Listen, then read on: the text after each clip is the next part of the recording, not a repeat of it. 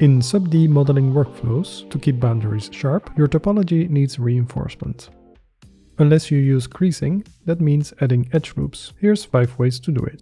Press Ctrl R to add a loop cut, then move it closer to the boundary for a sharper edge. If you want to add loops on both sides of the boundary, select it and press Ctrl B to bevel. Then scroll the mouse wheel to get 3 loops, press P and drag the mouse to change the profile. Another way to add loops on both sides of a selected boundary is to press Shift Ctrl R. If you don't have a clear boundary to select, you can choose some edges, then right-click and choose Subdivide. Then press G twice to slide this loop to where you need it. Similarly, you can create a loop wherever you want using the knife tool.